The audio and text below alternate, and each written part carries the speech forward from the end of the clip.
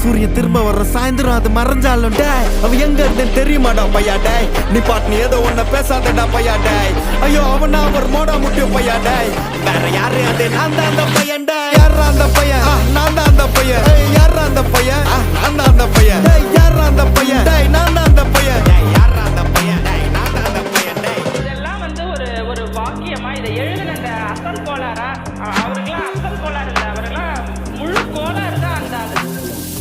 ஒரு நாள்